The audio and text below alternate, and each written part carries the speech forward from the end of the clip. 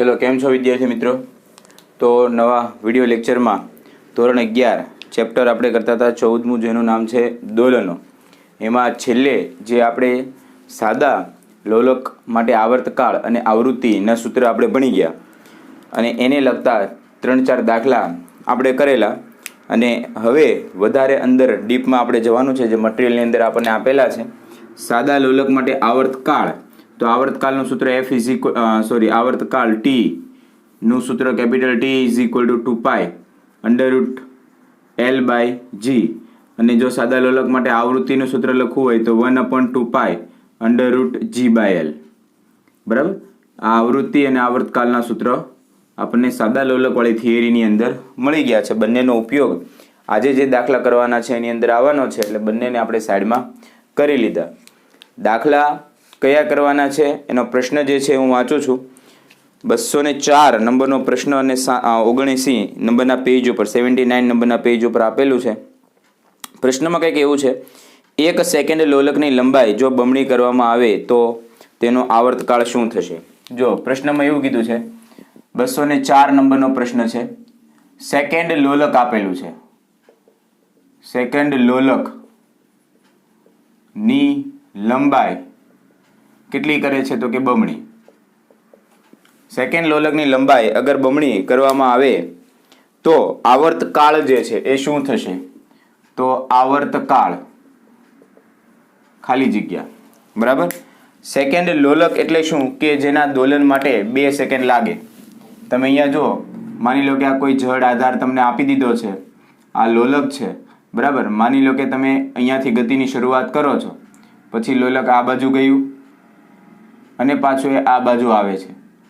અહીંયાથી સ્ટાર્ટ કરો છો અને પાછું ત્યાં જવા માટેનો જે સમય જે છે 2 સેકન્ડ સપોઝ થતો હોય તો એને સેકન્ડ લોલક કહેવાય, એવી આપણે ચર્ચા કરેલી। એટલે એક સેકન્ડમાં અહીંયાથી અહીંયા સુધી જશે અને બીજી સેકન્ડમાં ત્યાંથી પાછી પોતાની ઓરિજિનલ જગ્યાએ આવી જશે। તો સેકન્ડ લોલક માટેનું આવર્તકાળનું સૂત્ર, તો સેકન્ડ લોલક માટે T = 2π √L/G આ આવર્તકાળનું સૂત્ર। બરાબર, હવે આપણે શું કરીએ તો કે લંબાઈ જે છે આ ઇનિશિયલ બેઝમાં છે, પ્રારંભિક। હવે તમારે શું કરવાનું છે તો કે નવા કેસમાં તમારે લંબાઈ બમણી કરવાની છે। તો નવો આવર્તકાળ નામ આપી દો T' = 2π। લંબાઈ કેટલી કરવાની છે? 2 ગણી, એટલે મેં 2L/G કરી દીધું। અચ્છા, T' = 2π √L/G, ઓકે, અને મલ્ટીપ્લાય બાય √2। આવું તમને નવો આવર્તકાળ મળી ગયો। T' = આ વસ્તુ તમારી જે છે એની જગ્યાએ તો તમારી પાસે શું છે? કેપિટલ T, અને કેપિટલ T ની જગ્યાએ તમારી પાસે શું છે? 2 સેકન્ડ। તો ત્યાં તમે √2 × T પણ લખી શકો, અને અથવા તો નવો આવર્તકાળ T' = √2 × 2 પણ તમે લખી શકો। √2 એટલે 1.41 × 2 એટલે 2.82 જેવો તમને નવો આવર્તકાળ T' = 2.82 સેકન્ડ। અગર તમે લંબાઈ બમણી કરી દેશો, બરાબર, તો નવો આવર્તકાળ કેટલો થઈ જાય? 2.82। લંબાઈ બમણી કરતા તમને આવર્તકાળ શું મળે? ડબલ। ચલો નેક્સ્ટ, એની પછીનો આપણી પાસે પ્રશ્ન છે, પૃથ્વીની સપાટી ઉપર સેકન્ડ લોલકની લંબાઈ 1 મીટર, તો ચંદ્રની સપાટી પર સેકન્ડ લોલકની લંબાઈ કેટલી થાય?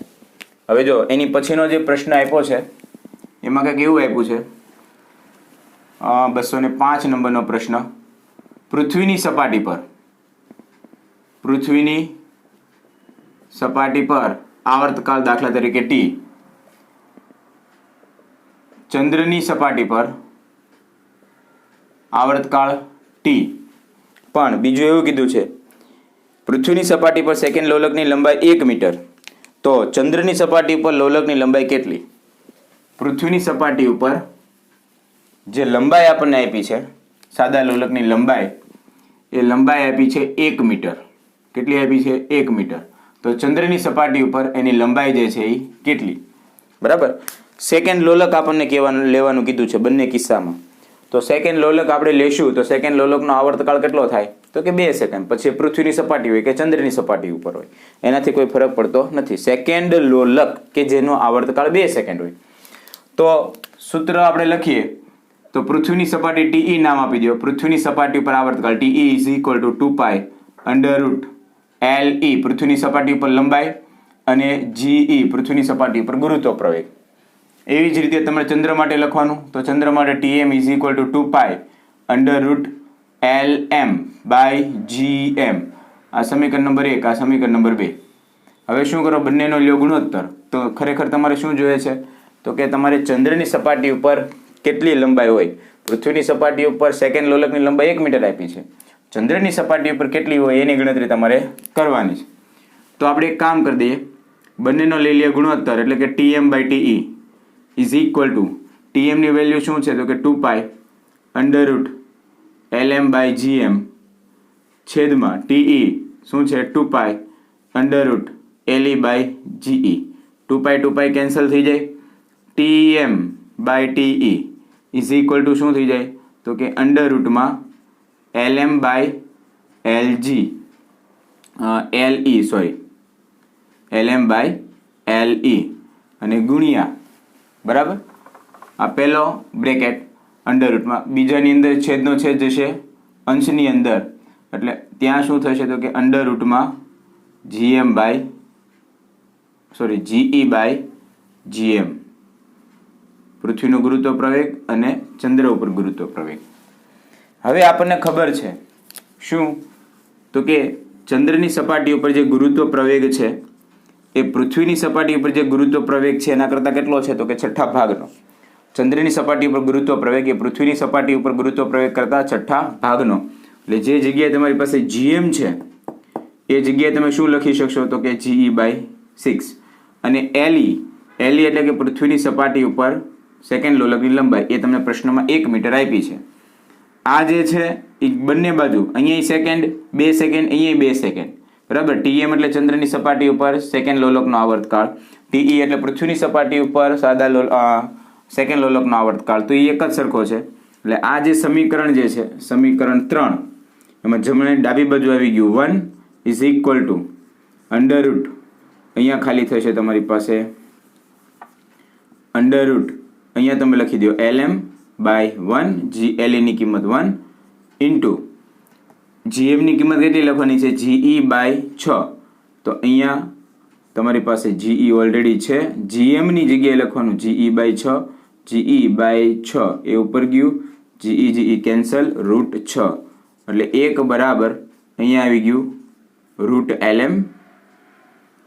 આ કિંમત તમને આવી ગઈ √LM, ઓકે, ગુણ્યા √6. હવે તમારે શું જોઈએ છે, LM તમારે જોઈએ છે, એટલે મેં શું કરી દીધું, 1/√6 ઇઝ ઇક્વલ ટુ √LM. આ વર્ગમૂળ આને આપી દેશો, એટલે LM ઇઝ ઇક્વલ ટુ શું થઈ ગયું, તો કે 1/6.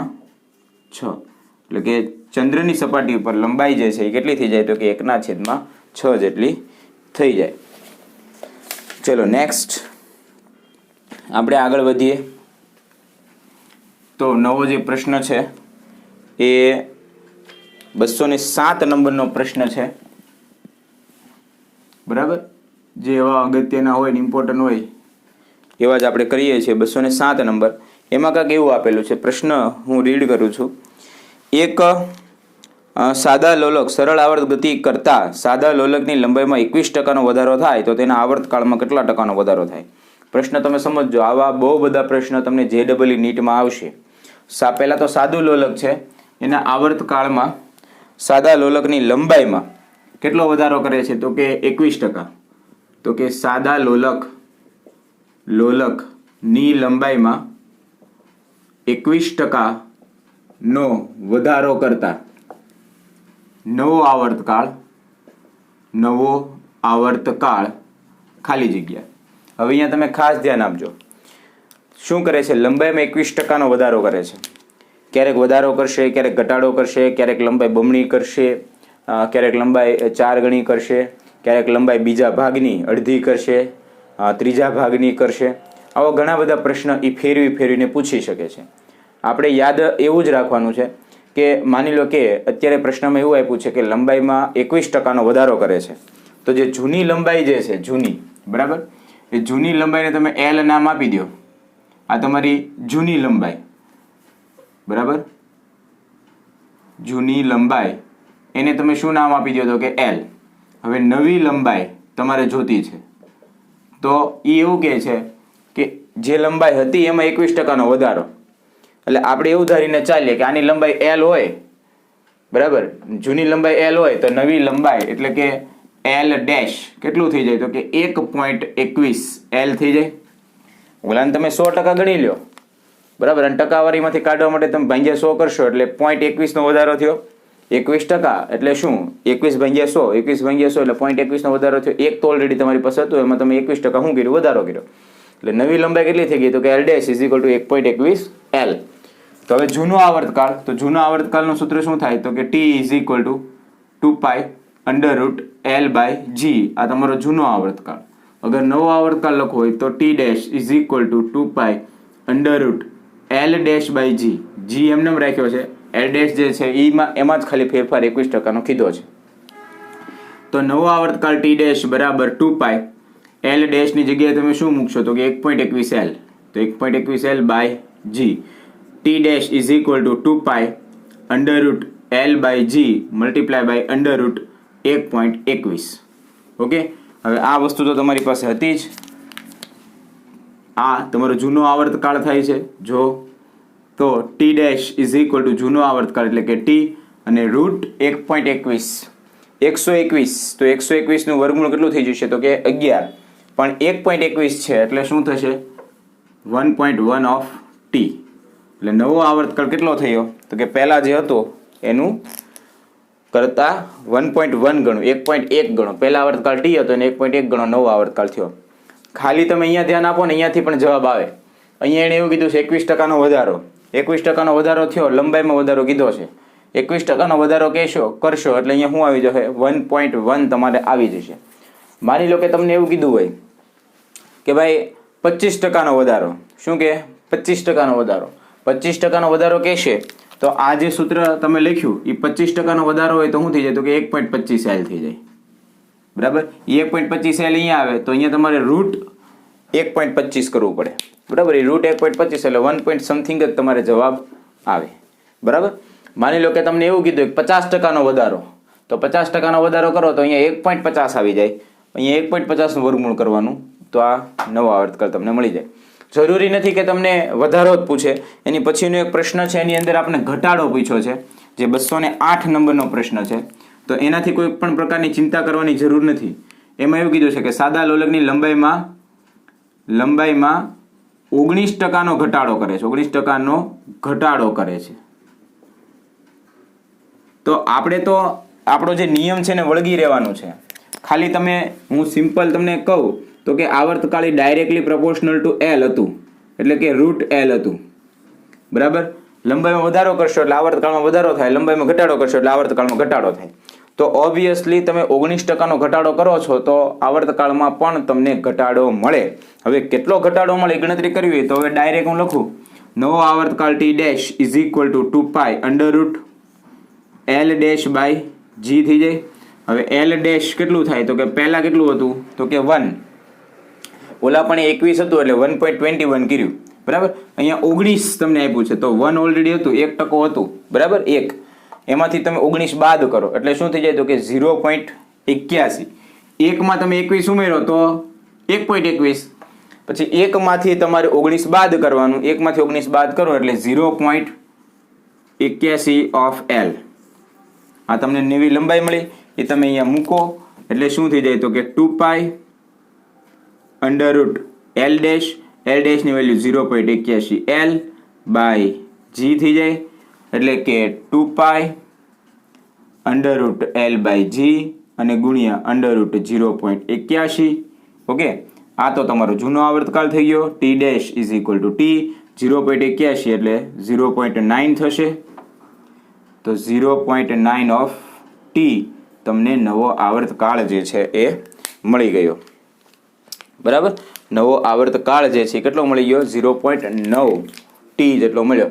હવે લંબાઈમાં ગમે એટલી વધારો ઘટાડો ગમે એવી કે એનાથી કોઈ પણ પ્રકારની ચિંતા કરવાની જરૂર નથી. ઓકે, આ નવો આવર્તકાળ મળ્યો. આ શું મળ્યો? નવો આવર્તકાળ. પ્રશ્નમાં થોડુંક ટ્વિસ્ટ કરીને પૂછ્યું છે.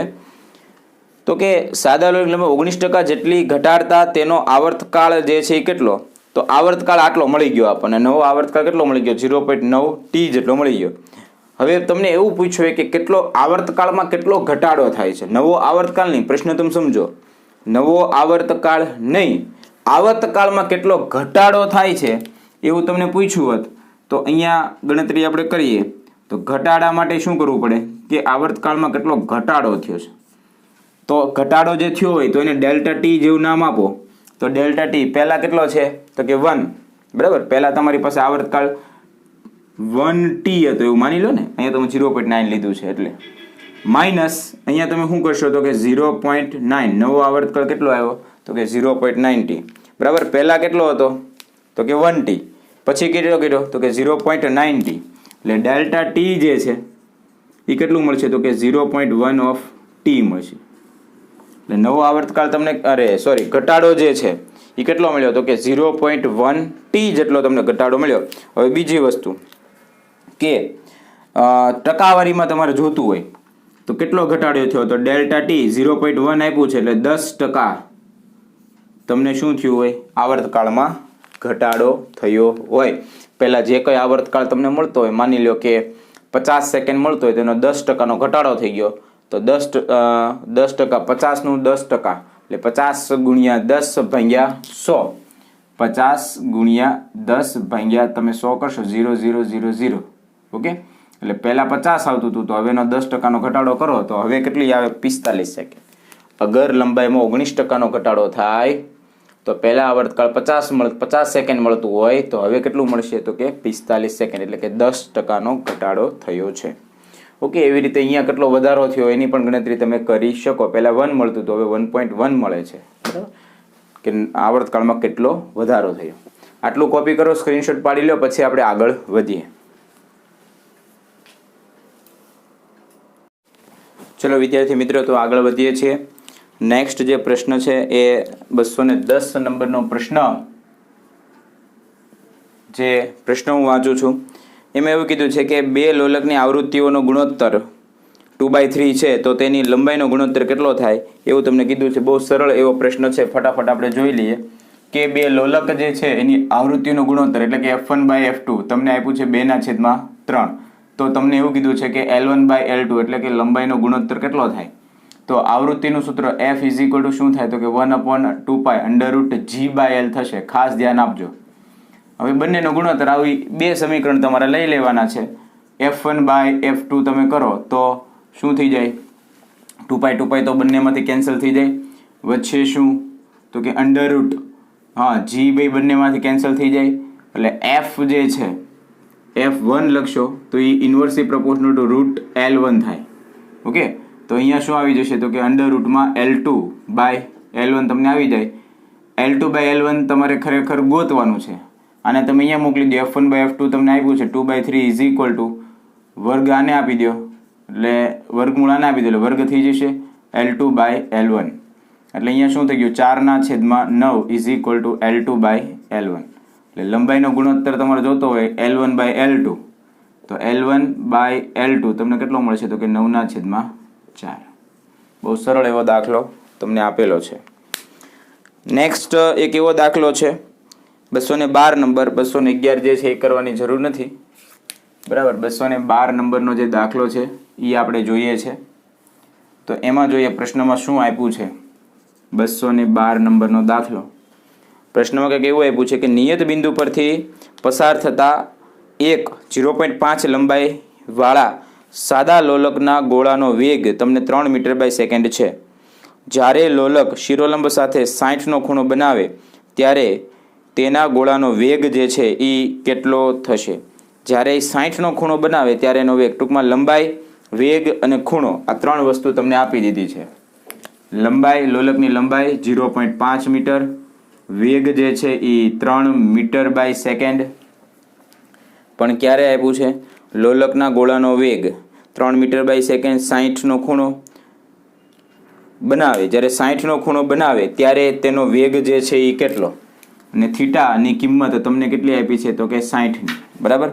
આકૃતિ દોરીએ તો આકૃતિ દોરતા કંઈક આવી આકૃતિ આપણને આપેલી છે. એક સાદું લોલક છે, આ સાદું લોલક જેની આ લંબાઈ છે, બરાબર. અહીંયાથી અહીંયા નામ માની લો કે આને આપણે નામ આપી દો એ બિંદુ, અહીંયા નામ આપી દો બી. તો એ બી જે છે એની લંબાઈ છે અને એની કિંમત તમને આપી દીધી છે 0.5. હવે એવું કીધું છે કે જ્યારે લોલક ગતિ કરતો કરતો 60નો ખૂણો બનાવે, માની લો કે 60નો ખૂણો બનાવે, આ જે લોલક જે છે અહીંયા આવી ગયું, એટલે આ જે ખૂણો છે એ માની લો કે 60નો બન્યો છે. ઓકે, તો ત્યારે એનો વેગ જે છે એની ગણતરી કરવાની છે. ચલો અહીંયા એનો વેગ આપણે ઉધારી લઈએ v2 છે, આ બિંદુ એનો વેગ આપણે ધારી લઈએ v1 છે. ઓકે, હવે ગતિ કરીને અહીંયા જાય, જ્યારે લોલક તમારું અહીંયા જાય ત્યારે તમારે શું કરવાનું છે તો કે વેગ જે છે એની ગણતરી કરવાની છે. હવે આપણે શું કરીએ તો કે અહીંયાથી એક લંબ જે છે અહીંયા દોરી દઈએ. એટલે આ ખૂણો તમારે કેટલાનો થઈ ગયો? 90નો થઈ ગયો. ઓકે, અહીંયા એ બી અને અહીંયા સી નામ આપી દઈએ. ઓકે, હવે દાખલા તરીકે આ જે ખૂણો જે છે મારે ખરેખર આ ઊંચાઈ જોઈએ છે. આ ખરેખર પહેલાં ગોળો અહીંયા હતો, માની લો કે આ જમીન ઉપર, ત્યારે અહીંયા શું હતું તો કે h બરાબર ઊંચાઈ તમને 0 હતી. હવે ગોળો તમારો અહીંયા જમીન ઉપરથી ઉપર પહોંચી ગયો છે.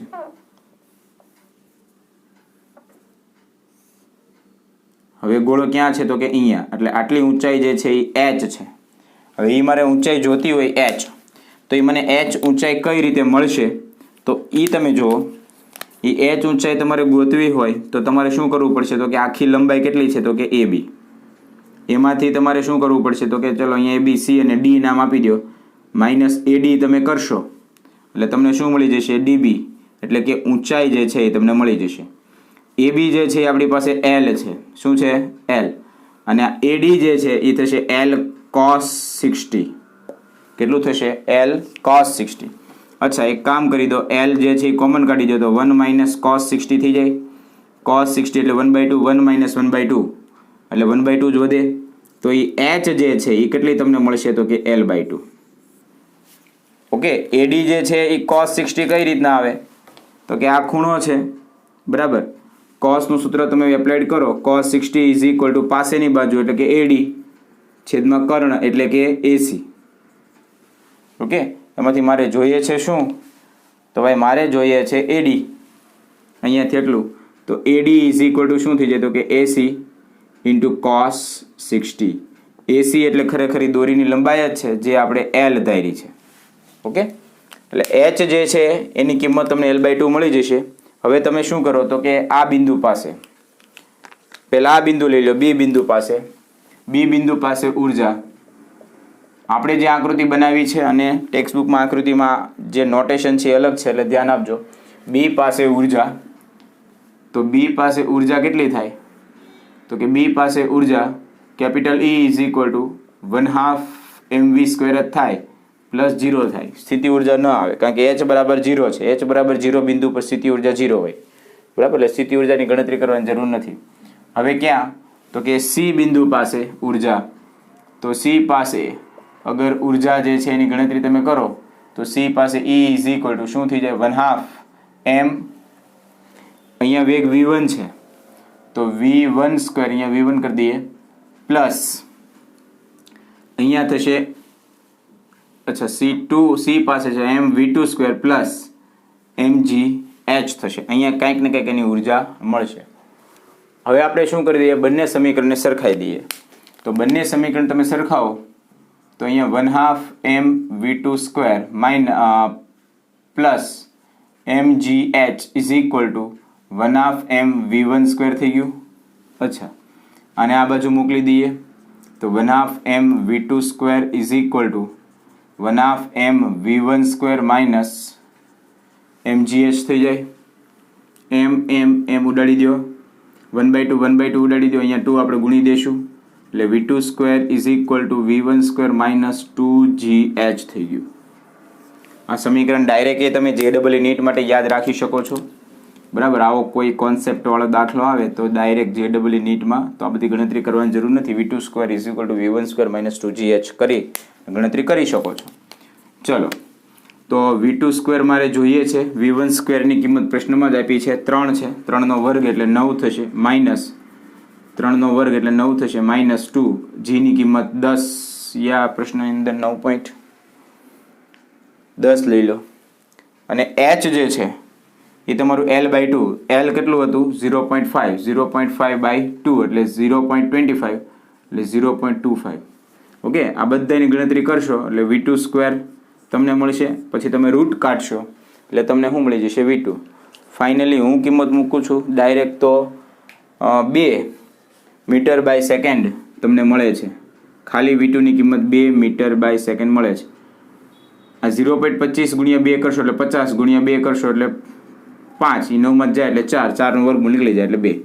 એટલે કે અહીંયા એનો વેગ કેટલો આવશે તો કે 2 મીટર/સેકન્ડ. ઓકે, ચલો નેક્સ્ટ પ્રશ્ન આપણે લઈએ છીએ એ 214 નંબરનો પ્રશ્ન છે. એ આપણે લઈએ છીએ એનો કંઈક પ્રશ્ન આવી રીતના આપણને આપ્યો છે 214 નંબર.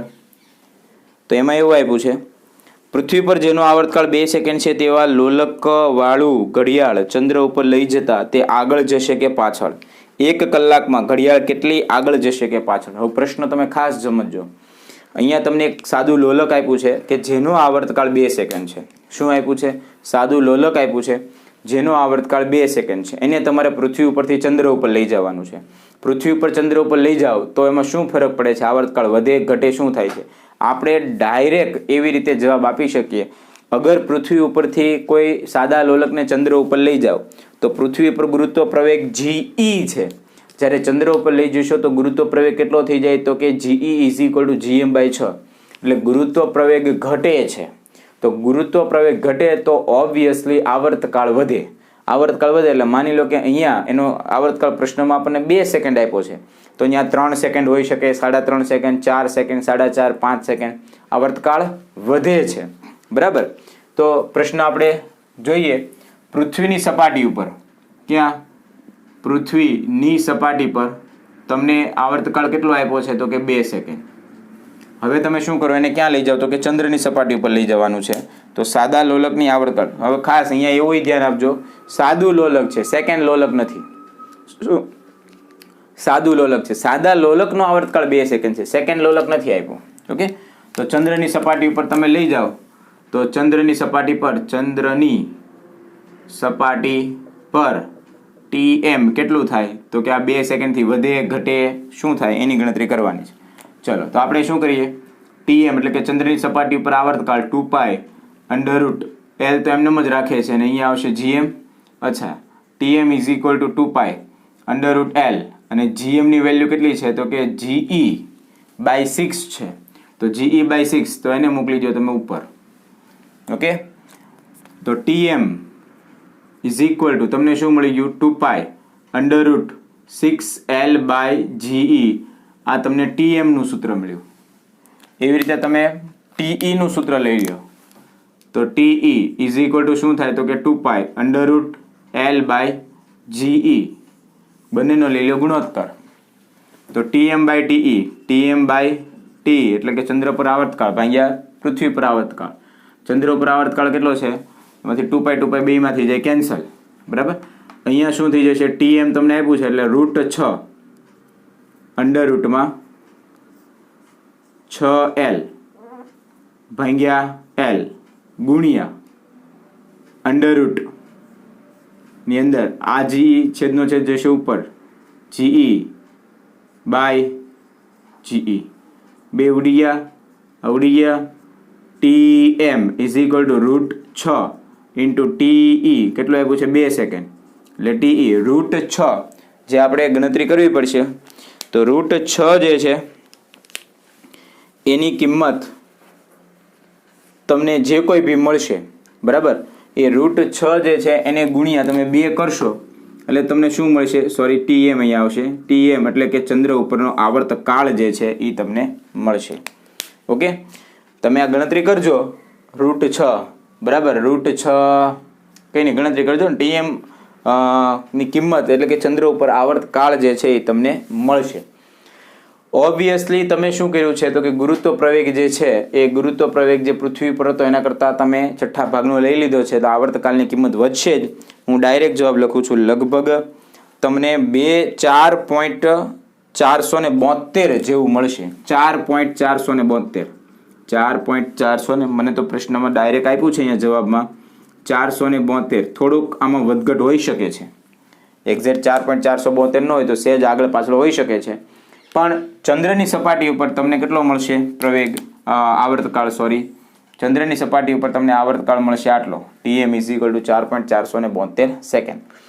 હવે આપણે શું કરશું તો કે કેટલો પાછળ રહી ગયો, બરાબર, આવર્તકાળ વધ્યો. તમારે જો વધારો ગોતવો હોય તો વધારો કઈ રીતના ગોતશો તો કે Tm - Te. Tm ની કિંમત 4.472 અને પૃથ્વીની સપાટી ઉપર તો 2 જ સેકન્ડ હતું, બરાબર. એટલે વધારો જો તમારે ગણતરી કરવી હોય તો 2.47 સેકન્ડ આટલો તમને વધારો મળશે. ઓકે, 2.47 સેકન્ડનો વધારો. પણ જો કલાકમાં તમારે ગણતરી કરવી હોય તો કલાકની પણ તમે ગણતરી કરી શકો. કઈ રીતે કરશો તો કે કલાક એટલે 1 કલાકની કેટલી સેકન્ડ તો કે 3600, બરાબર. તો 1 કલાકમાં તમારે ગણતરી કરવી હોય 1 કલાક માટે તો કલાકની સેકન્ડ કેટલી છે તમારી પાસે 3600. તો 3600 ગુણ્યા 2.47 વધારો જે હોય ગુણ્યા 2.47 અને ભાગ્યા 4.47. ઓકે, 2.47 ભાગ્યા 4.47 આ ગણતરી કરશો એટલે લગભગ તમને 1990 જેવું તમને જવાબ મળશે. એટલે 1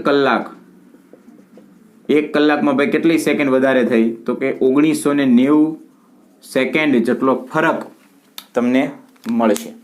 1 કલાકની અંદર કેટલો ફરક તમને મળશે તો કે 1990 જેટલો ફરક તમને મળશે. ઓકે, પછી એક પ્રશ્ન આપણે જોઈએ તો 218 નંબરનો પ્રશ્ન જે છે એમાં કંઈક આપણને એવી રીતે આપેલું છે કે પૃથ્વી પર રહેલા 1 સેકન્ડ લોલકને અન્ય ગ્રહ પર લઈ જવામાં આવે તો આ ગ્રહને દળ અને ત્રિજ્યા એ પૃથ્વીના દળ અને ત્રિજ્યા કરતાં બમણા હોય તો લોલકનો આવર્તકાળ કેટલો. હવે જો પૃથ્વીની સપાટી ઉપર પ્રશ્ન જે છે એ 218 નંબરનો પ્રશ્ન છે, અહીંયા લઈ લઉં છું. પૃથ્વીની સપાટી ઉપર ગુરુત્વ પ્રવેગ કેટલો છે તો કે Ge. એનું સૂત્ર શું છે તો કે Gme/re². આવું તમને પૃથ્વીની સપાટી પર ગુરુત્વ પ્રવેગનું સૂત્ર છે. હવે એ શું કરે છે કે પૃથ્વીની સપાટી ઉપરથી એ સેકન્ડ લોલક જે છે એને ક્યાં લઈ જાય છે તો કે બીજા ગ્રહની સપાટી ઉપર કે જ્યાં એનું દળ પૃથ્વીના દળ કરતાં બમણું અને ત્રિજ્યા પણ બમણી. તો તમે એ નવા ગ્રહ ઉપર પહેલાં તો ગુરુત્વ પ્રવેગ ગોતવો પડે. તો ત્યાં એનું દળ કેટલું છે તો કે પૃથ્વીનું જે છે એના કરતાં બમણું એટલે 2me આવી જાય, બરાબર. ત્રિજ્યા કેટલી તો કે પૃથ્વીની જે ત્રિજ્યા છે એના કરતાં બમણી. તો અહીંયા તમે જે કેપિટલ RE² લખ્યું હતું એના કરતાં બમણી. તો પૃથ્વીની ત્રિજ્યા RE તો અહીંયા બમણી એટલે 2RE. એટલે 2RE એનો પણ શું કરશો પાછો સ્ક્વેર. એટલે અહીંયા શું આવી જશે 2Gme/4RE². આમાં આ કટ થઈ જાય એટલે Gm = શું થઈ ગયું તો કે Gme/RE² × 1/2. એટલે નવો તમને આવર્તકાળ કેટલો મળ્યો, નવું તમને પ્રવેગ કેટલો મળ્યો ગુરુત્વ પ્રવેગ તો તમારું જે Ge છે એના કરતાં અડધું. તમે શું કર્યું છે તમે બમણું કર્યું છે, બરાબર. તમે ગુરુત્વ પ્રવેગ નવો ગુરુત્વ પ્રવેગ જ્યારે તમે એક ગ્રહનો ગોતશો તો દળ બમણું કર્યું છે એની સામે ત્રિજ્યા બમણી કરો. દળ બમણું કરો એટલે 2me, ત્રિજ્યા બમણી કરો એટલે એકચ્યુઅલમાં 2RE નો વર્ગ કરો એટલે 4RE. તો એ 2 કટ થઈ ગયો એટલે નવો આવર્તકાળ નવો ગુરુત્વ પ્રવેગ કેટલો મળ્યો Ge/2. પછી તો સાદું સૂત્ર તમે વાપરી એની ગણતરી તમે કરી શકો છો. શું કરશો તો કે જે જગ્યાએ આને જેમ કેમ આપણે ચંદ્ર માટે અલગ કર્યું પૃથ્વી માટે અલગ છે, પાછું ચંદ્ર અહીંયા ચંદ્ર નથી પણ કોઈ એક બીજો ગ્રહ આપ્યો છે તો ગ્રહ માટે પ્લાનેટ P કરીને પાછું જ્યાં નવો ગુરુત્વ પ્રવેગ કેટલો લખશો Ge/2 કરીને તમે ગણતરી સાદી ગણતરી જે છે એ કરી શકો છો. નેક્સ્ટ જે છે એમાં તમને એવું આપ્યું છે કે પાણીના માધ્યમમાં સાદા લોલકના ગોળા માટે સરળ આવર્ત દોલકનો આવર્તકાળ T છે, જ્યારે હવાના માધ્યમમાં તે T0 છે. જો ગોળાની ઘનતા 4/3 × 1000 kg/m³ હોય અને પાણીનું અવરોધક બળ અવગણ્ય હોય તો T અને T0 વચ્ચે નીચેનામાંથી કયો સંબંધ જે છે એ સાચો છે. હવે જો અહીંયા તમારે એવું કરવું પડશે કે 2 વાર આવર્તકાળ જે છે એની ગણતરી તમારે કરવી પડશે, એકવાર પાણીમાં અને એકવાર હવામાં. અસરકારક વજન બળ, કારણ કે એવું છે એકવાર તમે પાણીમાં ગણતરી કરો છો એકવાર હવામાં ગણતરી કરો છો એટલે G જે છે એ બદલાઈ જાય. એટલે તમારે અસરકારક G પહેલાં ગણવો પડશે. શું ગણવો પડશે? અસરકારક જી. આપણે જેમ અસરકારક વજન બળ ગણતા હતા એમ અસરકારક તમારે જી ગણવો પડશે. અસરકારક જી આવી જાય પછી સાદું તમે આવર્તકાલના સૂત્રમાં મૂકી અને ગણતરી કરી શકો છો. તો વિદ્યાર્થી મિત્રો, આજનો લેક્ચર આપણે એટલો રાખીએ, બરાબર. નેક્સ્ટ લેક્ચરની અંદર આપણે અવમંદિત દોલનો જે છે એની થિયરી આપણે ભણીશું. ચલો, ફટાકથી કોપી કરી લો અથવા સ્ક્રીનશોટ પાડી લો.